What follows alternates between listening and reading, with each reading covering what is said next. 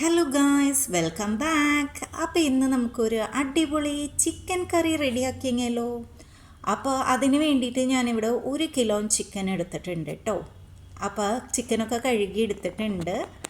അപ്പോൾ ആദ്യം തന്നെ സ്റ്റവ് കത്തിച്ചിട്ട് ഒരു കടായി വെച്ച് കൊടുത്തിട്ടുണ്ട് കേട്ടോ. അപ്പോൾ കടായിലേക്ക് ഞാൻ ഓൾറെഡി വെളിച്ചെണ്ണ ഒഴിച്ച് കൊടുത്തിട്ടുണ്ട്. ഇനി നമുക്ക് ഇതിലേക്ക് അരിഞ്ഞെടുത്ത സവോള ചേർത്ത് കൊടുക്കാം കേട്ടോ. സവോള ചേർത്തിട്ട് നല്ലോണം ഇളക്കിയെടുക്കാം. അപ്പോൾ നമ്മുടെ സവോളയൊക്കെ ഒന്ന് ജസ്റ്റ് വാടി വരുന്ന വരെ നമുക്ക് സവോളേനെ ഇതേമാതിരി ഇളക്കിയെടുക്കണം കേട്ടോ.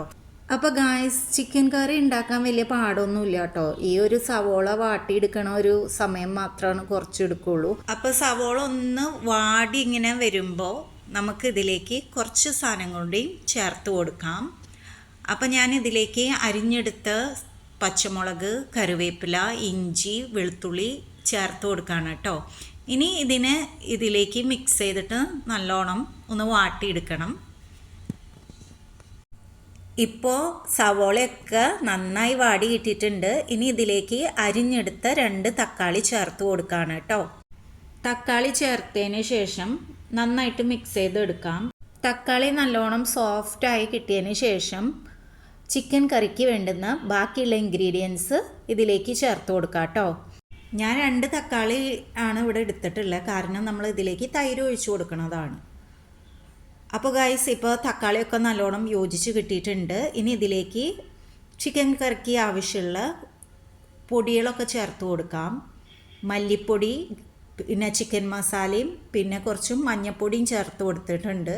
ഇനി ആവശ്യത്തിന് തൈര് ചേർത്തിട്ട് ഇതിനെ നന്നായിട്ട് നമുക്ക് മിക്സ് ചെയ്തെടുക്കാം. അപ്പോൾ ഇനി ഒരു 5 മിനിറ്റോളം ഈ ഒരു മസാലേനെ നല്ലോണം മിക്സ് ചെയ്തെടുക്കാം. അപ്പോൾ ഇപ്പോൾ ഞാൻ മുളക് പൊടി ചേർത്ത് കൊടുത്തിട്ടില്ല.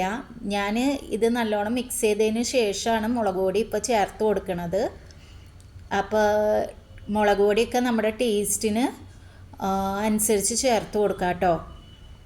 മുളക് പൊടി ചേർത്തതിന് ശേഷം നന്നായിട്ട് മിക്സ് ചെയ്തെടുക്കാം. ഇപ്പോൾ നമ്മൾ ഇതിലേക്ക് ചിക്കൻ ആഡ് ചെയ്ത് കൊടുക്കുകയാണ് കേട്ടോ. അപ്പോൾ ഗായ്സ്, എങ്ങനെയുണ്ട് നിങ്ങളുടെ ക്രിസ്മസൊക്കെ എവിടം വരെയായി? ക്രിസ്മസിൻ്റെ വിശേഷങ്ങളൊക്കെ എന്താണ്? ഇവിടെ ഏകദേശം ക്രിസ്മസിനുള്ള പരിപാടികളൊക്കെ റെഡി ആയിക്കൊണ്ടിരിക്കുകയാണ് കേട്ടോ. അപ്പോൾ ഇനി ഇതിലേക്ക് ആവശ്യത്തിന് നമുക്ക് വെള്ളം ഒഴിച്ചു കൊടുക്കാം. അപ്പോൾ നമ്മുടെ ചിക്കൻ കറി ഇങ്ങനെ തിളച്ചുകൊണ്ടിരിക്കുകയാണ് കേട്ടോ.